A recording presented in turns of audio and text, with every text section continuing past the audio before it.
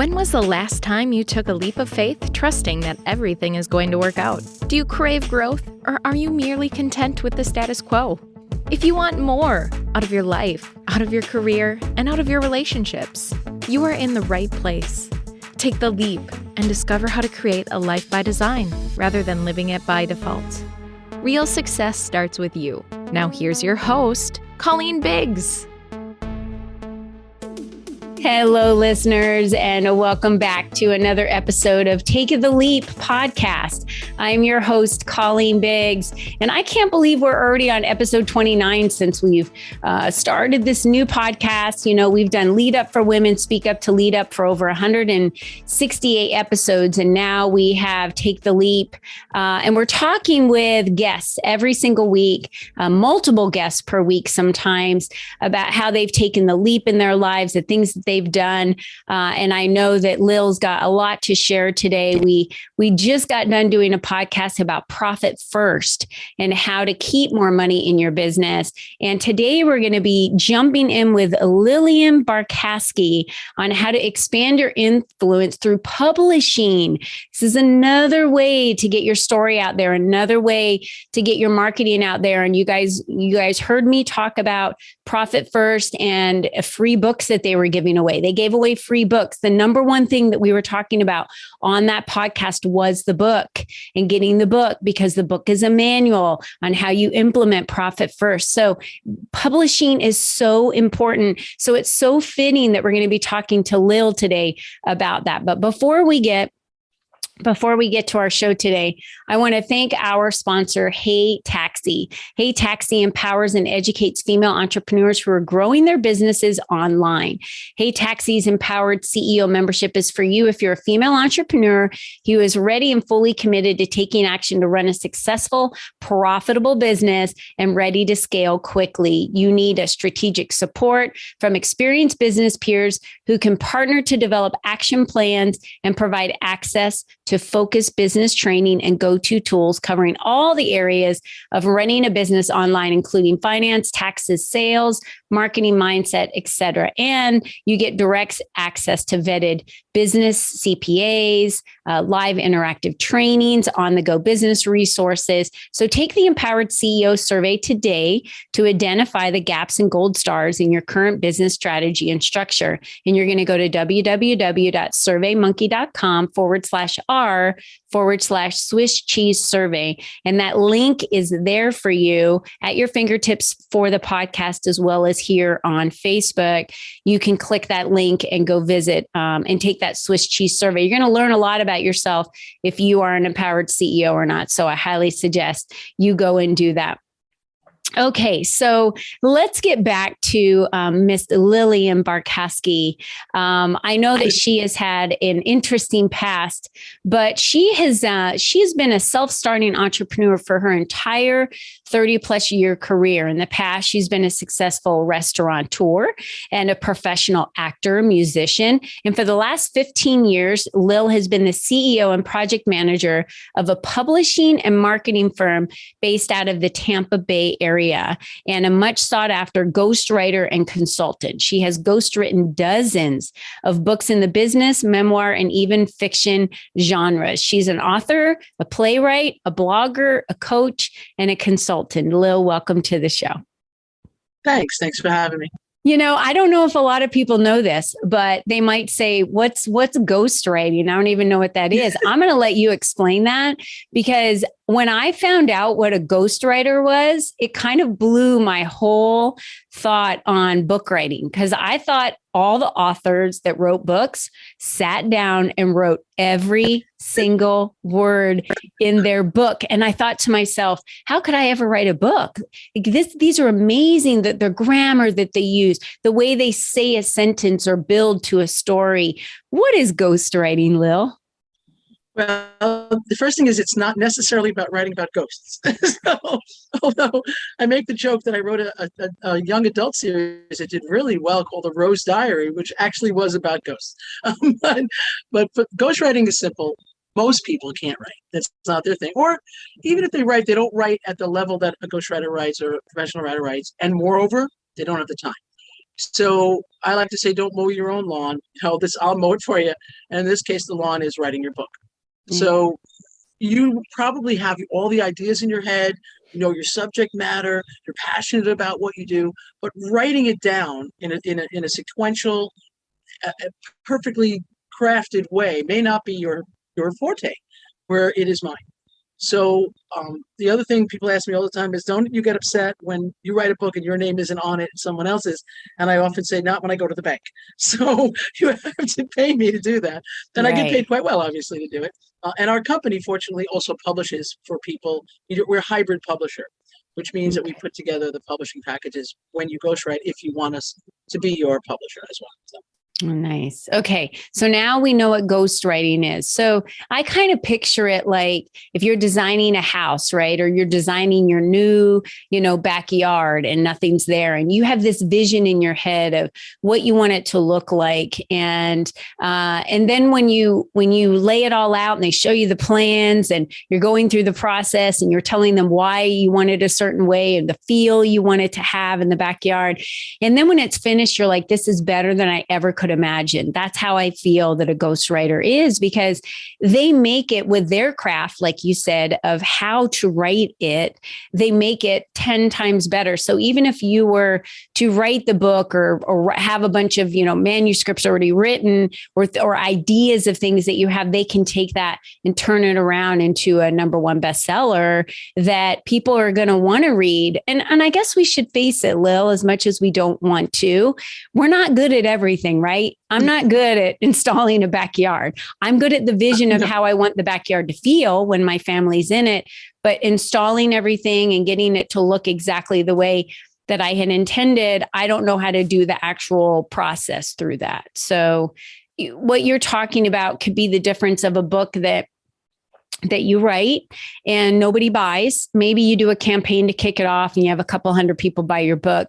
Did you do all of that for 200 people to buy your book? Or did you do all of this to impact thousands and hundreds and tens of thousands of people? And that's, how many people you want to buy your book. So some thought to put into this when you're thinking of writing a book. So these are all of those people out there right now that are thinking about writing a book, have a book that you're, wanting to publish, or you, have an idea and you don't know if writing a book is the right next step for you. I can tell you that it's going to help you get on more podcasts. It's going to help you get on more news stations, radio stations, when you have a book, because you have something, to be able to sell an item. But I know this hasn't always been that way. And you've taken some leaps lately in your life, Lil, of some changes, of things that have really rocked your world. I have too, right? Most people that know me know that I've had some changes happen in my world. I've dissolved a partnership. That was a little rocky road for a while. And in the end, no matter what, I know that my intuition told me the right choice to make. I don't fault anyone. I have forgiven myself and others for anything that I've done or they've done. Talk to me about what you've been through, a little bit of, what's changed for you in your past. Well, similar to you, I was in a partnership that wasn't working for a lot of reasons, and love you dearly, but have to go. And I love that you call this company Leap, because I call myself a Buddha Christian. So that's great. The whole, I know, right? But the whole idea, and I think it is a Buddhist thing, that leap in the net will appear. And I am so fortunate, and I don't want to overlook it. I'm knocking on my head and all that. I'm fortunate that every time I've left, the net showed up. And boy, did the net show up this time. So somewhere along the line, I was in a networking group, I guess about November. I had just quit the company I was with, had to go through a lot of stuff with lawyers and all that kind of stuff. And we started to really crank. And they asked me to be the speaker for the day. And out of my mouth, I said, what we're going to do at GWN Publishing from here on in is we're going to seek people who write for the greater good. We're going to seek people who are looking to create better things, who are looking to elevate, educate, and illuminate the world. And those are my 3 buzzwords, my 3 belief words. And right after I said that, the net just got bigger. and more people came, and now, geez, we're publishing 3, 4, 5 books a month, and we're a small company. There's only 6 of us altogether. I think 8 of us altogether if you count the extraneous illustrators and things. But we're doing children's books, we're doing illustrations, we're doing all kinds of things, everything from devotionals to books on integrative medicine. So it really is great. And I think when you start to define who you are, what you believe in, that everything falls into place. The net does appear, and you should leap, and you can leap, and you can leap with confidence that it's going to be okay. And you do the same thing, Colleen. Yeah. So it is what it is. Yeah. And it was a big leap of faith. We had a lot of I'm still working on some things, but I'm very fortunate. I have a tremendous staff of people. I have my right hand man, Christina Konitzer, is our lead designer. She works the rest of the design team. We have tremendous interior design, both designers. We have a wonderful Becky Melton, handles all our web stuff, do websites for people. So when you come to us, the cool thing I liked about us is that when you come to us, I always owned a web development company doing WordPress. We combined all of it. We took my old company and this stuff, all my knowledge with what I learned from my past company working under someone as a publisher and learning the ropes and all that over the years, and then we made one big thing. So some people come to us, they want everything truthfully, they want their books to speak. And that's really what most of our 80% of our clients want, to write a book so they can go out and speak about their business, or they can speak about something that happened to them. They can speak about abuse. We had one woman who found out after years that all 3 of her daughters were being abused by her husband. And the book is beautiful. It's called Pieces. It's gorgeous. And it's just such a beautiful book. And she wants to talk to other women about some of the warning signs you might see, don't want to see, and it's a brother. So everybody has a reason to write their book, primarily to speak. So then when they want to speak her website, they don't have to go somewhere else. We make it for them. Yeah. They want to speak her one sheet, we create graphics. So I have a team that does, and it's nice. You don't have to run around looking for all these pieces and parts. And we don't take royalties. We set it up so these people get their own royalties to deal with their own, their money's their money. We don't want that. We want to do our job.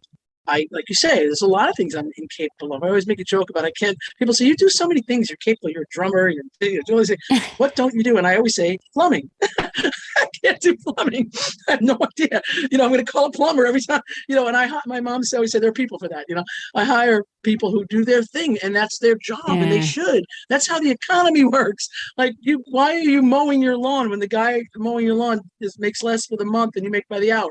Let somebody do their job. Right. And we do the job. Because if you try to self-publish, you're going to be sitting around trying to figure a lot of stuff out that we can do for you cheap and fast and better than you could ever think to do. And then from there, we got you all the way. So, and we like to take people wherever they are. If they've already got a book and it's pretty good, we'll just publish it. If they think it's fine, if they need editing, most of the time they need proofreading.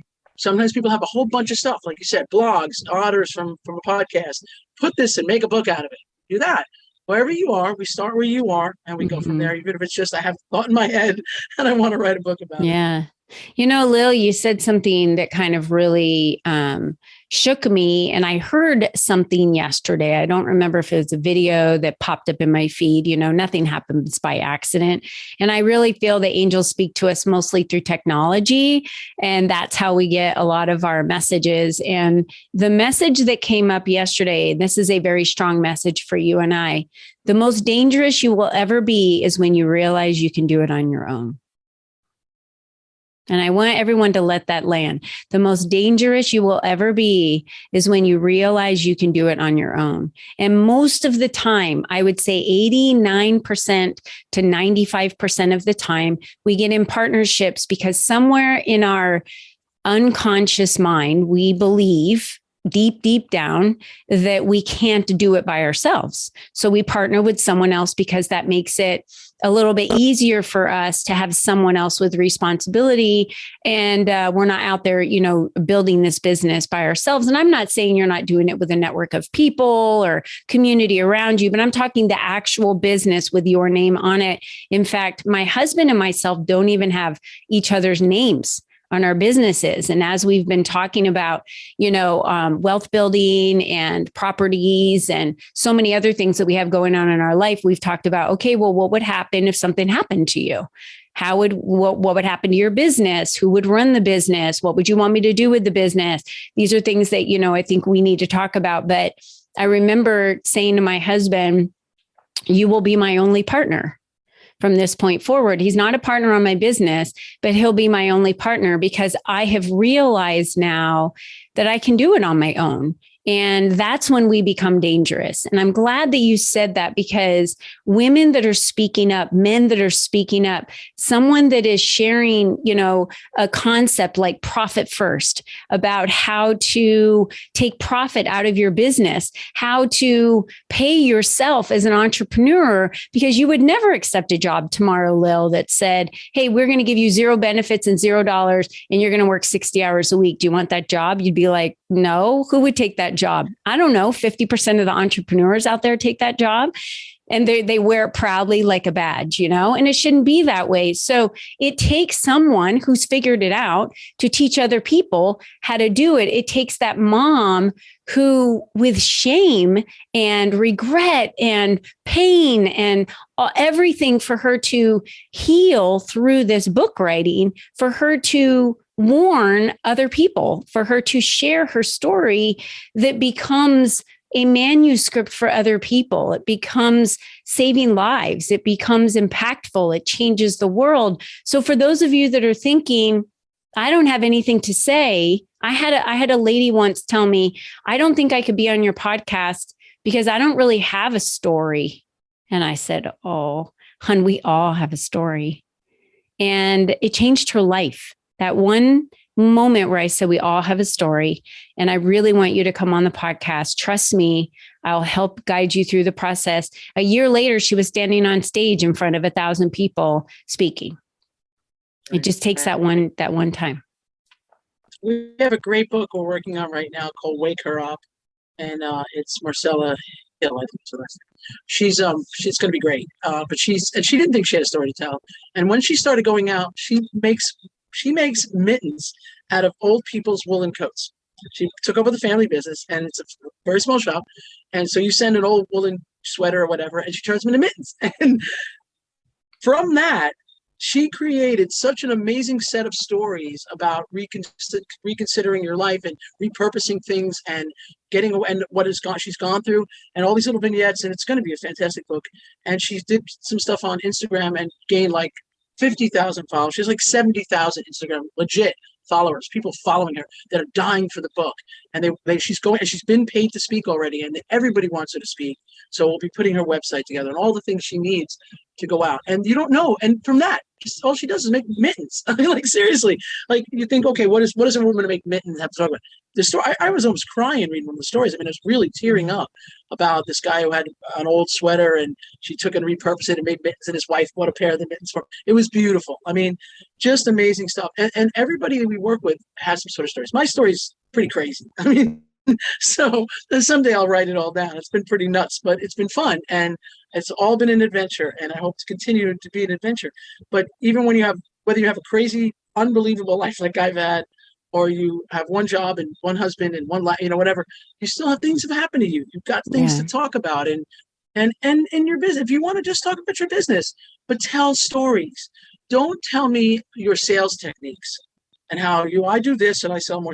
Tell me about the guy who was only making 30 grand a year, and he used your sales techniques. Now he's making six figures, and he bought a house, and he took his mom from poverty to the house. He saved his brother's life. Tell me the story about what your sales technique did to elevate someone else as a big sales. Tell me that.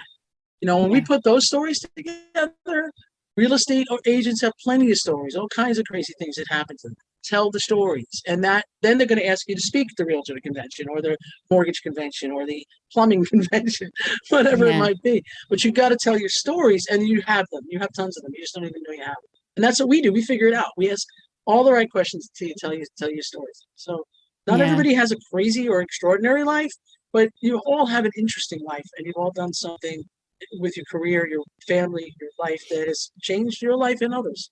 And so you can change more people's lives if you do it.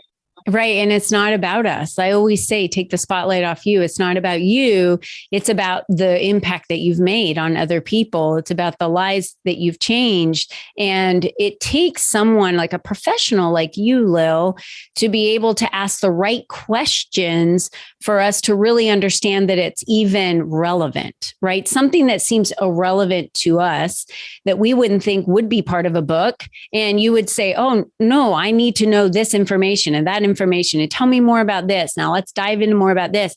And then before once you get it all out, you're just sitting there thinking, wow, I didn't even realize. So let's talk about how publishing a book elevates an individual who is an entrepreneur. I think this is the most misunderstood area of being a published author. People think they just do it to do it.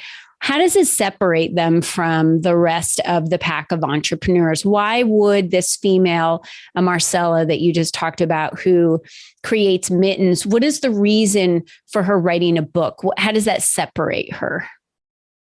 Sure. And just really quickly going back to the biggest compliment I've ever gotten, and I've gotten it more than once, is that people say to me, you ask questions no one else has ever asked. You ask questions that are difficult, right? I'm not afraid to ask a difficult question.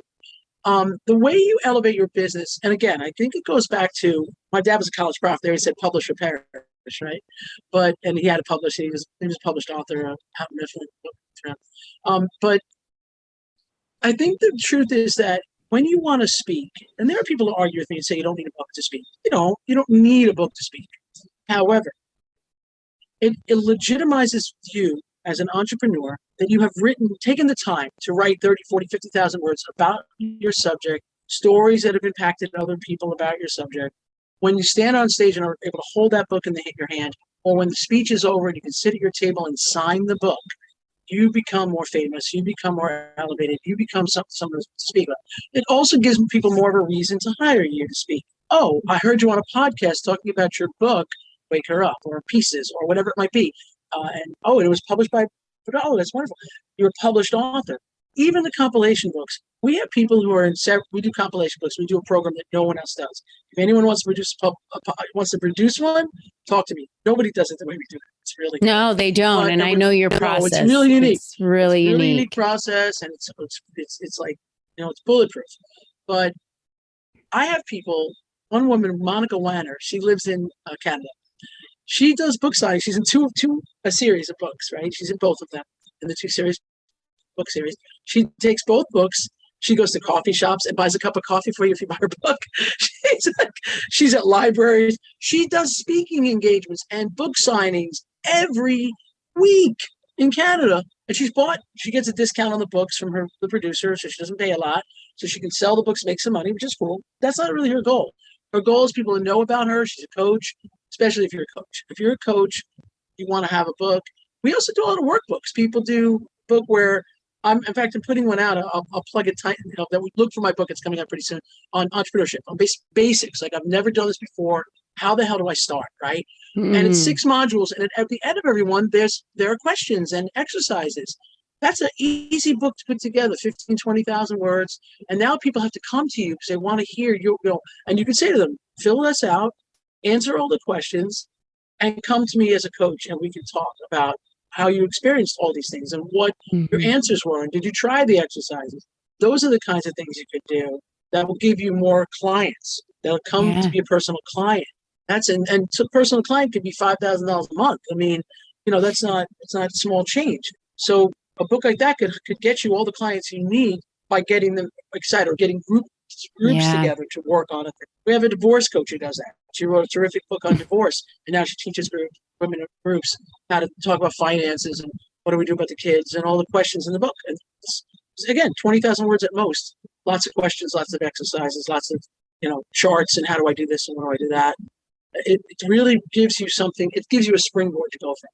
Yeah. It becomes a marketing funnel for you to be able to utilize it. So you should think about when you're writing your book. So let's talk about the difference. A compilation book is going to be when you have several authors that you're working with and you're all maybe speaking on a similar subject. I did one not too long ago that you can see behind me on the video. Those of you that are listening on the podcast, all you have to do is go to Colleen Biggs on Facebook. The link is below and you can see this video. The book behind me that's sitting right here is called Stepping in the Spotlight to Expand Your Influence to Attract the Right Clients.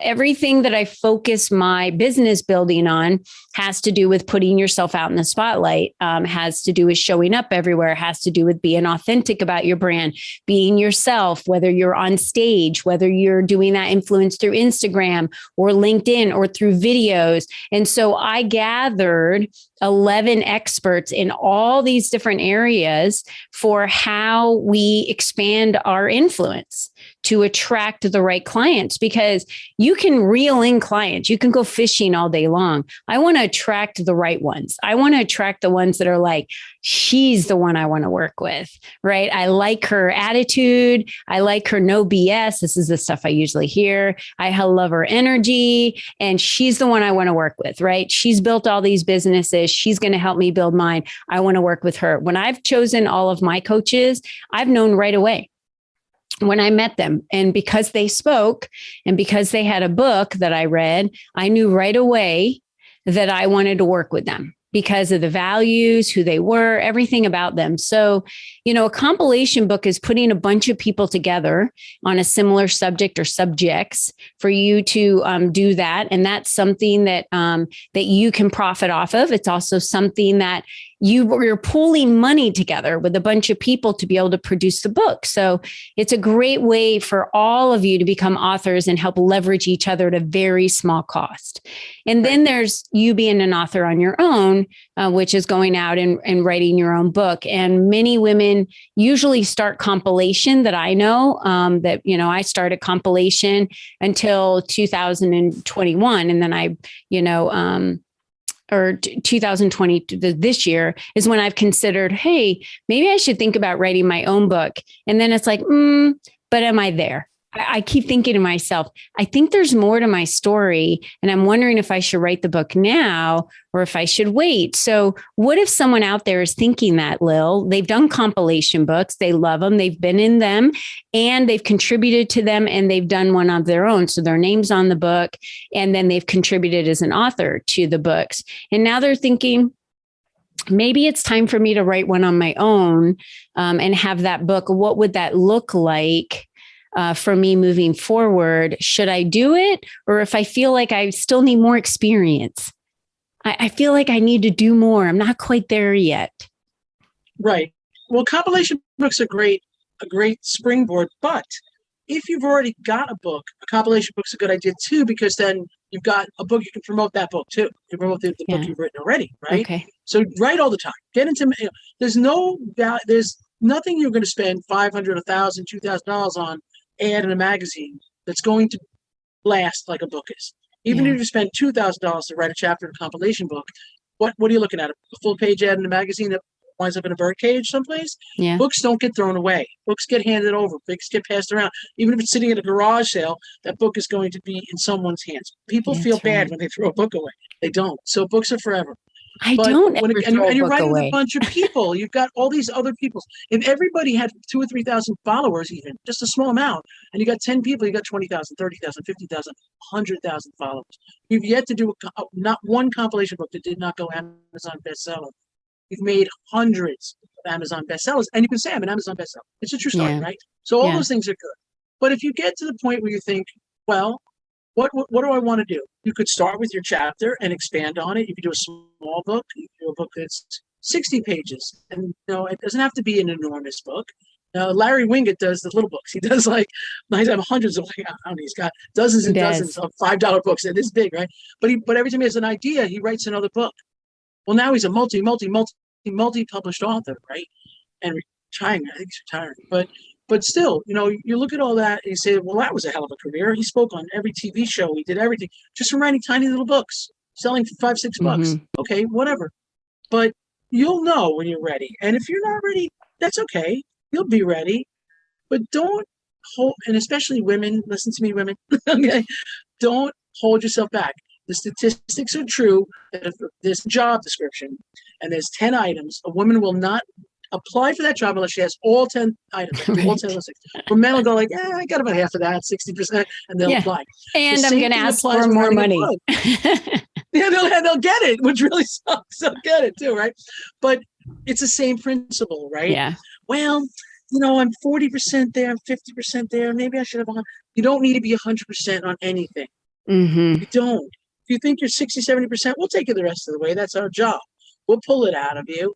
We'll find the areas and say, well, you know what? Maybe I'm not ready to write a giant book that's 60,000 words, but I'm ready to write 20,000. And that's great. Yeah. That's great. Write that book and sell it for $5.99 on Kindle and $11.99 on, and use it, not so much to make money. That's great. Use it to go out and speak. Use it as a thing you can sign. Use it as a way to be a speaking engagement. If you can buy your book for $4 or $5 and sell it for 10 to a presenter, to whoever's in charge of an organization, they've got 100 people. You can say to them, for $1,000, I'll sell you my book for the whole 100 people, and then put it in their bag. Now you've made $500 to speak. Yeah, that's excellent. Right? And they didn't have to pay you anything, and they got a value. They've got a signed book, sign them all. Yeah. And now now 100 people have your book. The presenter has a gift. You've made $500. Everyone's happy, and you've got a speaking engagement out. There's so many things we could teach you about how to utilize the book. That's just one little trick of the trade. So So let's all listen to Lil. Ladies, let's just start before we're ready. Really, honestly, if you've thought about it, or it's been something your intuition telling you, I think I need to write a book, and I'm not really sure what I would say, but I want to get the word out there, or I'm a real estate agent. I want to help more real estate agents, or I'm a mortgage broker, and you want to write a book to help other mortgage brokers. I had a friend who started a podcast back in 2008, I think it was like 2008 or 9, when so many mortgage brokers were calling her on, how are you doing this? How are you doing this? She didn't have enough time to talk to everyone. So she just started a podcast and said, listen to the podcast. I'm giving all my information away through the podcast, and that's what really got her to start a podcast. And she wrote a book, it went to New York bestseller, and her podcast is in the top 1% because it was just about giving information away to help other people.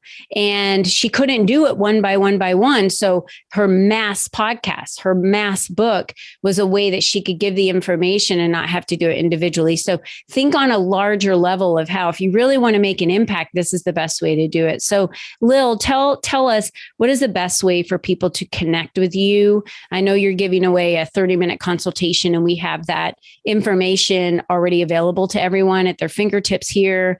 It's on Facebook in the description, but what is the best way for people to connect with you? Absolutely. And you've got my Calendly link, but that is in Eastern Standard Time. So, and I have clients in Calgary, Canada, Australia. One lady's doing a compilation book in Australia. So I'm up at 9:30 at night talking to her. It's her 9:30 in the morning. So if you can look at my Calendly, and it doesn't suit you, and you say, well, I can't find a time in there, don't be afraid to email me. Right. And my original company is Virtual Creatives, which is where we do all our marketing. And so my email is Lil, L-I-L, at virtualcreatives.com. And I believe that's in the information here. Yeah. And that'll find us. Our website is ghostwritersnetwork.com. And we are GWN, ghostwritersnetwork.com. GWN Publishing, because we don't ghostwrite most of our books. We don't want to put Ghostwriters Network Publishing. So it's GWN. We did the letters, GWN. Yeah. So GWN Publishing is our publishing company.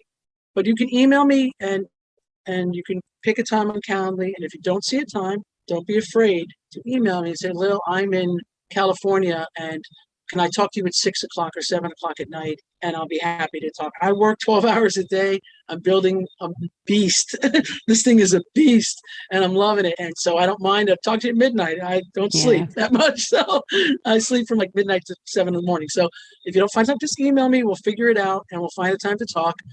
Wherever you're at, don't be afraid. I've never done this. I don't know what I'm doing, or I'm ready. But wherever on the gray scale of that you are, happy to talk to you. Fair enough? I love that. Yeah, fair enough, Lil. That's great information. And ladies, I'm just going to remind you one more time. You are the only you that's ever been, right?